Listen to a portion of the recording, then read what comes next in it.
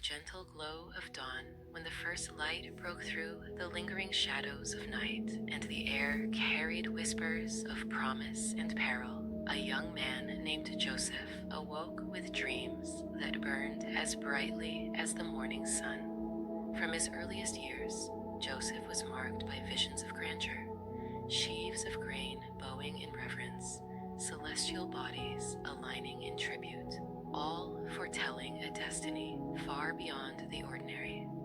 Yet behind these prophetic dreams lay a calling both intricate and profound, a destiny forged in the crucible of human suffering and divinely inspired resilience.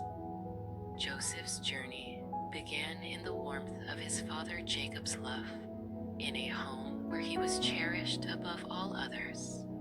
His father's favoritism, symbolized by the brilliant multicolored coat he wore, set him apart from his brothers and stirred jealousy and resentment deep in their hearts. The beauty of that coat, a tangible reminder of special love, became a target for envy. In a moment of bitter cruelty, his brothers stripped him of his beloved garment and cast him into a deep, dark pit. With hearts hardened by jealousy, they sold him into slavery, sending him away into a world that was harsh, unyielding, and utterly foreign. Alone in a strange land, Joseph's spirit trembled like a fragile ember buffeted by cold winds. Yet even in the midst of despair, he clung to an inner hope, a belief that his destiny was greater than the sum of his sufferings. In the silence of his isolation, he poured out his heart in silent prayers, trusting that God's unseen hand was at work even when betrayal and hardship reigned. Though his youthful dreams had brought him scorn, he later proclaimed with quiet conviction, "You meant to harm me, but God meant it for good." These words, born of deep introspection and unwavering faith, became the cornerstone of his resilience. In the household of Potiphar, an influential officer of Pharaoh, Joseph began to rebuild his life from the remnants of his shattered past. Despite the bitterness of betrayal and the sting of separation from all he had known, he labored with an integrity that shone like a beacon. Every task he undertook was an act of devotion, not only to his earthly responsibilities, but to the one who had carried him through the darkest hours. His diligence and unyielding loyalty earned him favor, and soon he rose to a position of trust within the household.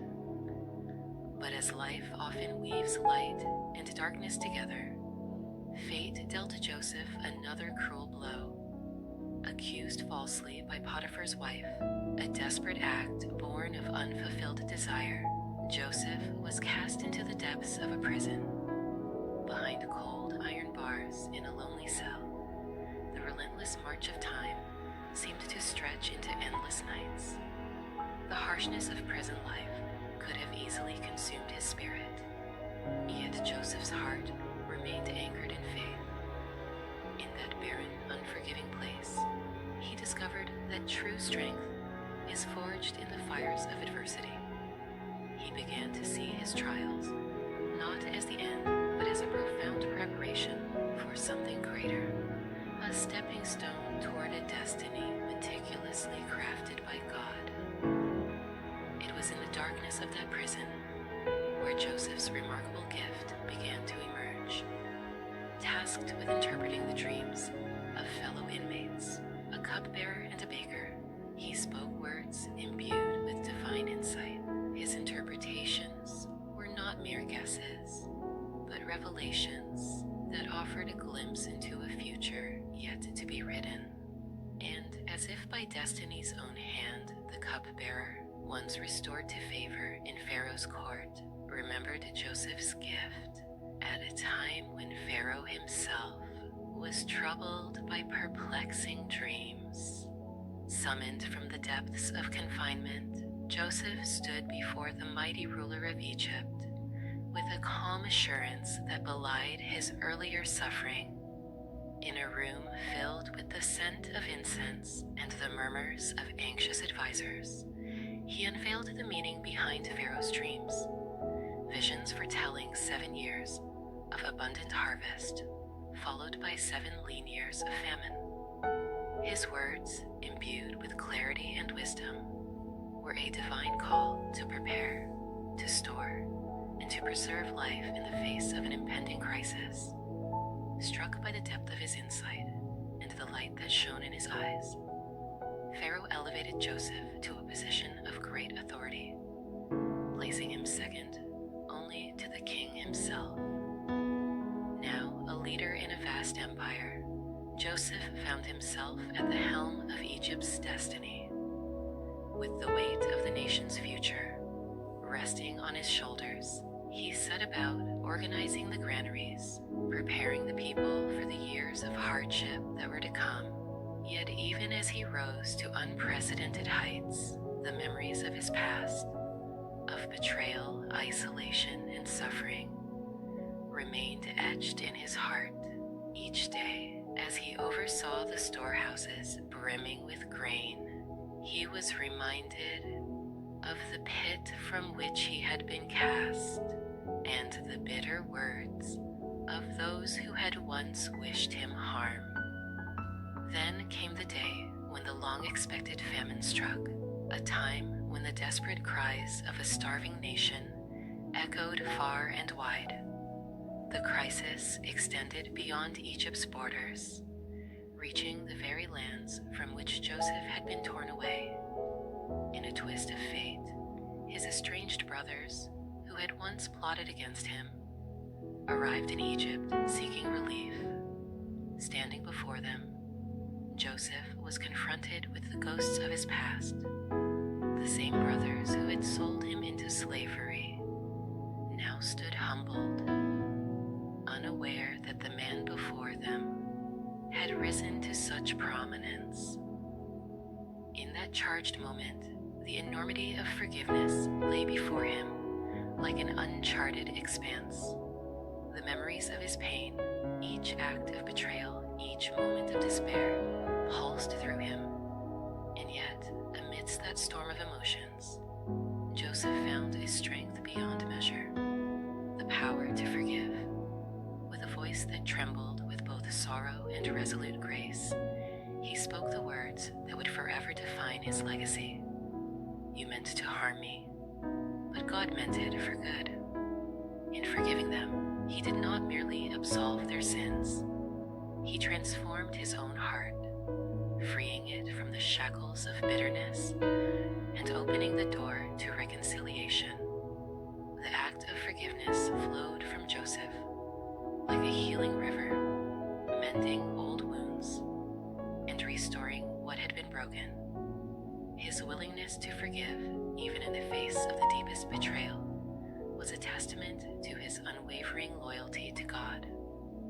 It was a demonstration that the power of divine grace can transform the darkest of circumstances into stepping stones toward redemption. With his family reunited and the path of reconciliation unfolding, Joseph's story became a living testimony to the resilience of the human spirit when anchored in faith. In the days that followed, as famine ravaged the land and uncertainty loomed large, Joseph's leadership provided a beacon of hope. Every decision he made, every measure he implemented, was a quiet proclamation that no trial is insurmountable when one remains steadfast in loyalty to God. In the quiet moments of the night, as the Egyptian winds whispered through the fields, Joseph would often retreat to a secluded spot. Beneath a vast canopy of stars, he would reflect on his tumultuous journey, a journey that had taken him from a pit of despair to the very pinnacles of destiny. There, with the cool night air enveloping him, He murmured heartfelt prayers of gratitude and determination, affirming that his struggle through sessions of healing and reflection, helping her unearth a long-buried pain and navigate the murky waters of her broken identity. Your worth isn't defined by past hurts, Maria explained during one session, her voice both soothing and resolute. Jesus has restored your value, and he calls you to live fully in the freedom that comes from his grace. Rachel began to understand that her journey toward healing was not a solitary battle. It was a process of cooperative surrender.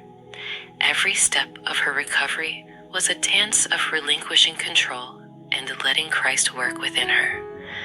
The community became her support system, offering prayers, shared meals, and heartfelt encouragement. In their company, Rachel discovered that vulnerability was not a sign of weakness, but a pathway to true empowerment. One crisp autumn morning, as leaves danced in a gentle breeze, Rachel found herself standing before an old oak tree in the park, a tree that had witnessed countless seasons of change. In that moment of quiet solitude, she felt an overwhelming sense of renewal wash over her. The scars of her past were not symbols of defeat, but marks of survival, proof that she had endured the fiercest storms and was now ready to embrace life's abundant blessings. In a stirring moment of clarity, she whispered a prayer of surrender. Jesus, I trust you to complete the work you have started in me. I am ready to step into the fullness of the new life you offer. That prayer was a turning point, a release of all the burdens she had carried alone. In that instant, the heavy chains of despair began to fall away, replaced by a liberating joy that emanated from the depths of her soul. As weeks turned into months, Rachel's transformation became evident not only in her spirit, but in every aspect of her life. The once quiet, grieving woman now radiated a strength and warmth that drew others to her. She took on roles within her church community, mentoring others who had faced similar heartbreak. With every shared story and every encouraging word, Rachel reaffirmed that true victory was achieved through the grace of God, supported by a community that reflected his love.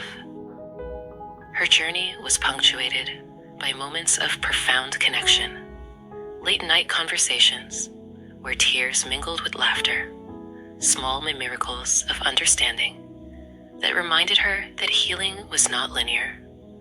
With the help of counseling, heartfelt prayer, and the loving embrace of a faith-filled community, Rachel gradually reclaimed her identity.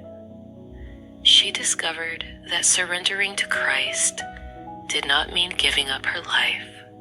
Rather, it was an invitation to be renewed, empowered, and restored. One evening, standing before her congregation to share her testimony, Rachel recounted her journey. There was a time when I felt utterly lost, disempowered by pain and broken by loss. But in the midst of my darkness, I found a light that could not be dimmed. Jesus has already won every battle on my behalf. It wasn't through my own strength that I found freedom. It was through surrendering to his grace, trusting in his plan, and embracing the healing power of community and counseling. Today I stand here, not as a victim of my past, but as a testament to the transformative power of God's love. Her words resonated deeply with everyone present. In that shared moment of vulnerability and triumph, the congregation experienced a profound sense of hope and renewal.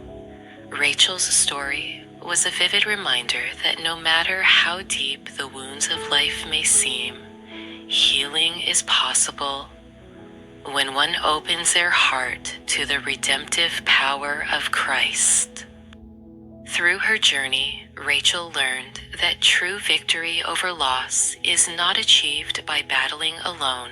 It is found in surrendering to a divine purpose. With each day, she embraced the fullness of the abundant life promised in the scriptures. The scars remained as silent witnesses to her resilience, but they no longer defined her. Instead, they became symbols of a hard-won triumph over despair, a living testament that even in the aftermath of heartache, redemption, and renewal are within reach.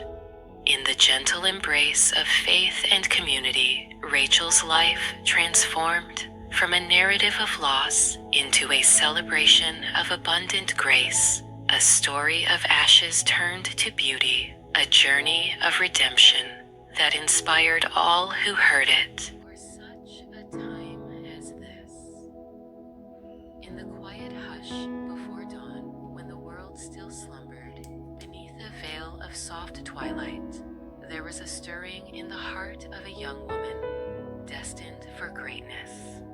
Esther, known to her people as Hadassah in the tender days of her youth, moved with a quiet grace through a life that had been filled with both loss and gentle hope. In a land where danger lurked behind every shadow, and where the whispers of destiny echoed softly in the corridors of time, Esther's story began. A story that would forever change the fate of her people and illuminate the transformative power of trusting in God. In the dusty streets of Susa, amidst the hustle of a vast empire, Esther's early years had been spent quietly under the care of her cousin Mordecai. Though orphaned at an early age, she learned to find solace in simple acts of kindness and the steady rhythm of daily prayer. Often, in the solitude of her modest home, Esther would lift her eyes heavenward and murmur words of hope that would later become her constant refrain. For if you remain silent at this time, relief and deliverance for the Jews will arise from another place. These words, spoken in faith and vulnerability, were not yet fully understood by her, but they planted a seed of destiny that would one day blossom into something extraordinary. As Esther grew, so too did her quiet beauty and inner strength. It was not the kind of beauty celebrated by the world, but one that shone from within, a beauty tempered by trials and nourished by the promise of God's unwavering grace. When she was chosen to be brought into the royal harem, a decision made by fate and guided by divine providence, Esther found herself swept from the familiar rhythms of her modest life into the dazzling, intimidating splendor of King Ahasuerus' palace. At first, the palace seemed a gilded cage, resplendent yet cold, its corridors echoing with the footsteps of men more powerful than she could ever imagine. The grandeur was overwhelming, the echo of every footfall, the glimmer of precious jewels, in the light of countless torches, and the unspoken expectation that every word spoken within those walls was laced with political intrigue. Yet even in this bewildering world of opulence and uncertainty, Esther sensed a higher calling. In moments of stillness, as she gazed upon the vast courtyard beneath the starlit sky, her heart recalled the gentle assurances of her youth. She remembered the quiet whispers of her prayers and the promise that God had woven into the fabric of her very existence. In the midst of the palace's splendor, Esther learned to navigate a world where every smile and every glance carried weight. She learned that beauty, when paired with wisdom and courage, could be a weapon far mightier than any sword. But the true test of her character came not from the dazzling lights of the royal court, but from a darkness that threatened to consume her people. Word spread like wildfire through the corridors of power that a plot had been hatched, a wicked design, orchestrated by the cunning Haman, a man consumed by pride and hatred, though the risk was immense. Esther's bold declaration broke through the silence, a spark that lit a flame of hope in the darkest of times. News of Esther's courageous act rippled through the palace and beyond, reaching even the ears of those who had long suffered under the shadow of Haman's machinations. The whispers grew into a chorus of hope, a hope that resonated in every corner of the empire. The same words that had once been spoken in hushed tones among frightened families now echoed loudly in the hearts of the oppressed. For such a time as this, in the days that followed, as the threat of destruction loomed ever closer, Esther worked tirelessly behind the scenes. Every meeting in a quiet corridor, every secret conversation in the dead of night was a step toward redemption. She sought the counsel of trusted advisors, consulted with Mordecai, and pored over ancient scrolls and prophecies, seeking assurance that her path was indeed ordained by the one who holds all things in his hands. And always, in the midst of uncertainty, she returned to prayer. "The Lord is my strength and my salvation," she would whisper, her eyes brimming with tears of both sorrow and determination. "In him I will find the courage to fulfill this destiny." The tension in the empire mounted as Haman's plans reached a fever pitch. The enemy, believing that victory was within their grasp, grew brazen in their demands. The fate of the Jews was sealed in documents and decrees, written with the cold precision of bureaucratic indifference. Yet, amid the clamor of impending doom, Esther's quiet resolve shone like a beacon. Her transformation from a timid girl into a queen of unyielding courage was a testament to the power of divine grace, a grace that can turn the darkest moments into the greatest opportunities for redemption.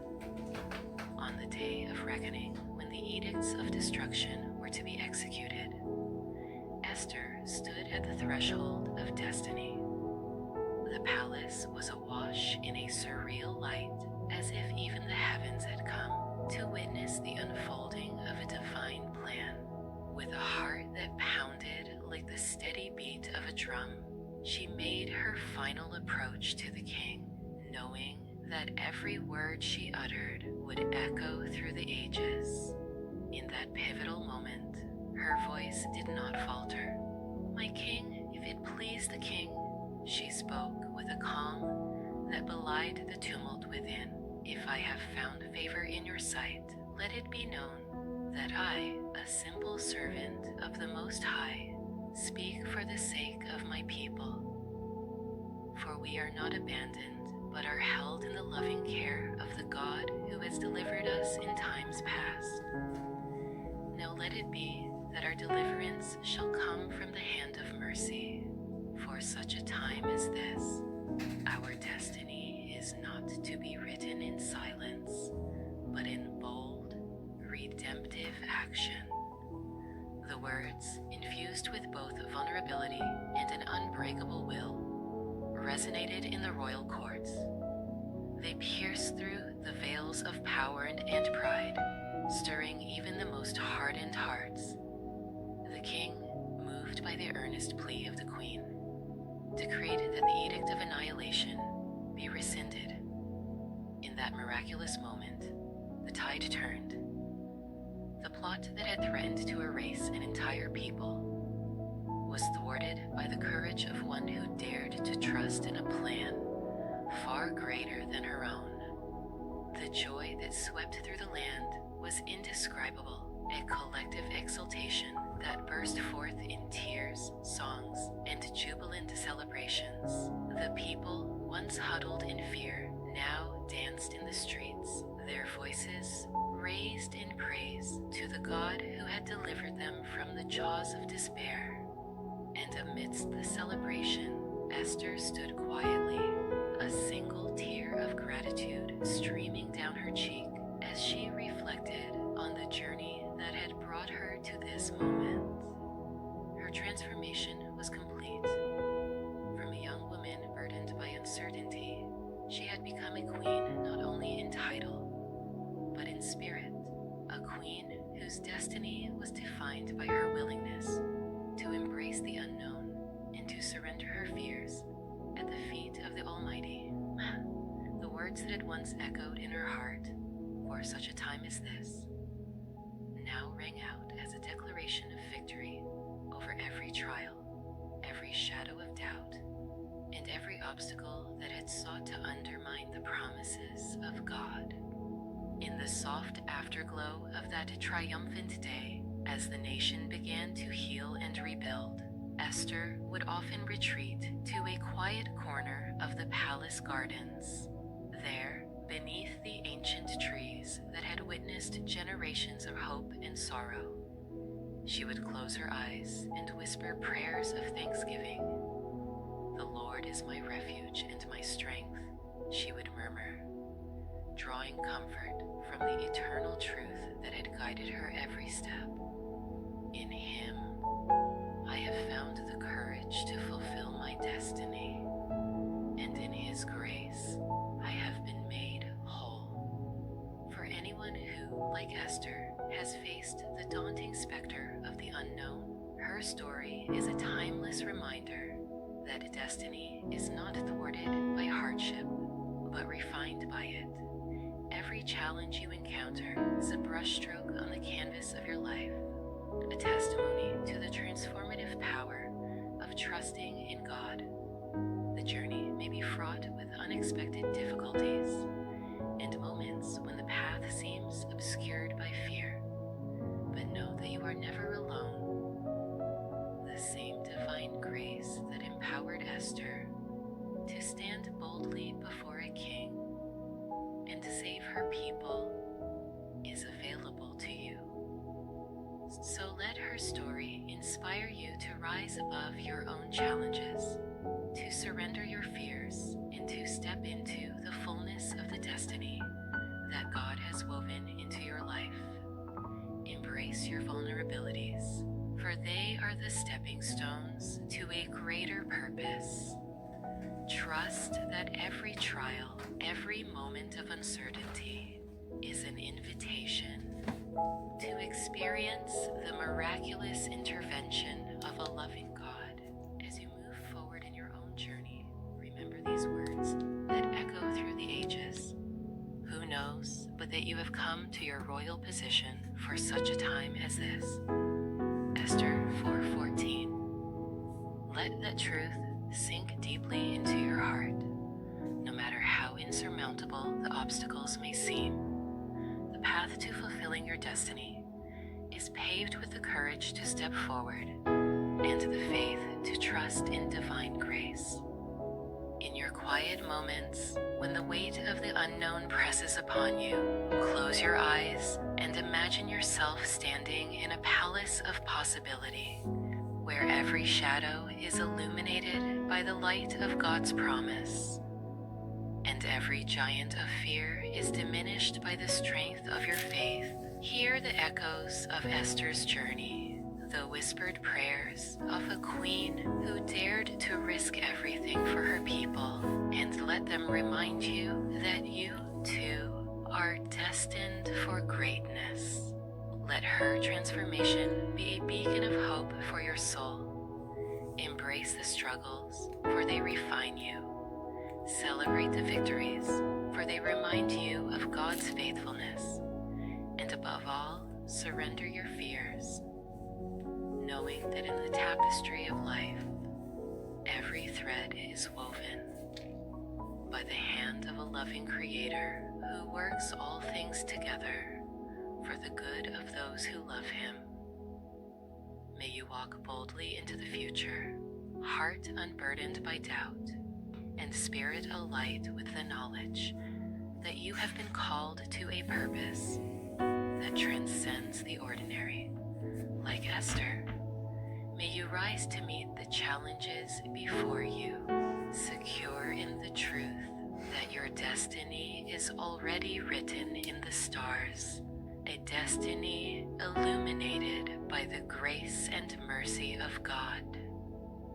And as you journey onward, may you always remember, in every moment of darkness, in every whisper of fear, the promise of God's love shines brighter still. Embrace that promise, trust in that divine plan, and step forward into a life of unimaginable freedom. A life where every trial becomes a testimony, and every heart finds redemption in the radiant light of his everlasting grace. Amen. Noah's amazing ark adventure. Long, long ago, when the world was full of noise and confusion, there lived a kind and faithful man named Noah. Noah loved God with all his heart, and every morning as the sun painted the sky with gold and pink, he offered a quiet prayer of thanks. One dewy morning, while Noah tended his garden, a calm yet powerful voice whispered through the rustling leaves and chirping birds. It was God speaking directly to him. Noah, my dear servant, I have seen the goodness in your heart. The world has lost its way, and soon a great storm will wash it all clean.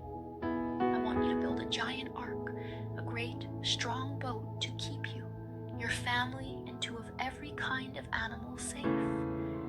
Though the task was enormous, Noah's doubts melted away.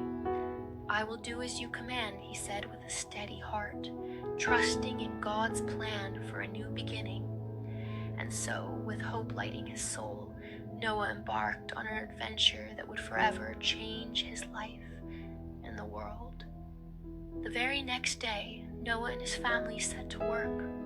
In a village filled with curious onlookers, they began building an ark so vast it seemed almost magical.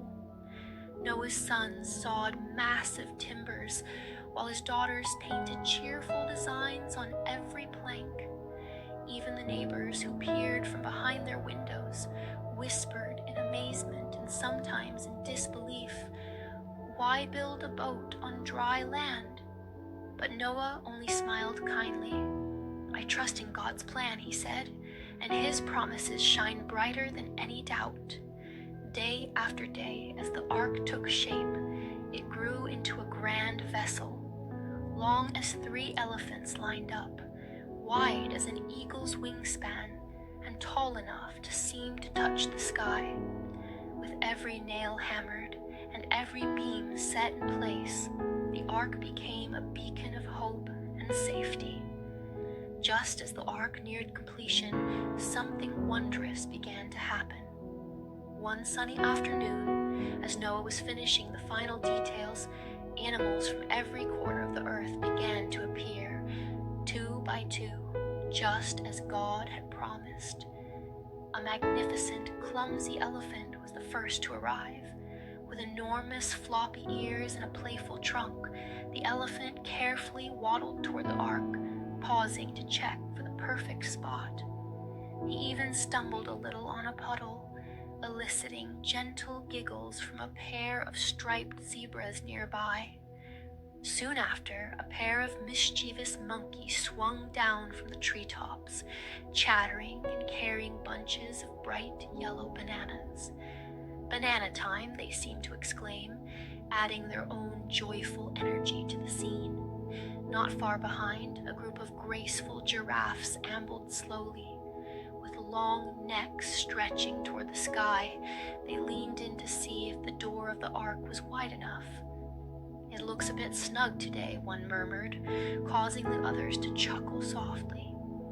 Even a wise old owl, his eyes large and full of wonder, flew in to perch on a beam, silently approving of the gathering. As more animals arrived, a playful family of rabbits, a pair of prancing zebras, and many others, the ark transformed into a vibrant, moving community. Every creature, with its funny quirks and gentle nature, contributed to the joy that filled the air. It wasn't just a boat, it was a living promise of safety and new beginnings. For several days, the ark sat proudly under the clear, blue sky while the animals explored its every nook. The atmosphere was one of excitement and quiet anticipation. Yet, as the day wore on, a change began to be felt in the air. One evening, as the sun dipped low, the wind carried a whisper of something new. Tiny droplets of rain fell from the sky like sparkling jewels. The animals, curious and wide-eyed, looked upward. "What are these little drops?" asked a timid fawn. Noah gathered everyone together under the sturdy beams of the ark and said in a calm, reassuring voice, "Do not be afraid. These raindrops are the first signs of the storm that is coming. Remember, God is with us, and this ark is our safe place." Soon, the soft patter of rain grew into a steady shower. The once light, wispy clouds transformed into heavy, swirling masses. Outside, the wind began to howl, and the gentle drizzle turned into a powerful, musical rhythm. Even as the storm built its strength, the ark's interior glowed with the warmth of shared hope and courage. Inside the ark, life quickly found a new rhythm. The vast space was arranged into cozy corners and open areas where every creature could move freely. Noah and his family worked to make the ark a home, not just a refuge from the storm. They built little nooks for rest, painted cheerful murals on the walls, and even set aside a sunny spot for daily story time. The playful monkeys swung from beams overhead, while the gentle giraffes peered out through tiny windows to watch the rain fall. The elephants, with their great, kind presence, formed a protective circle around the smaller animals. High above, the wise old owl kept a silent, watchful eye over everyone. During the day, the ark was alive with laughter and learning. Noah would gather the children, human and animal alike, for a time of sharing stories.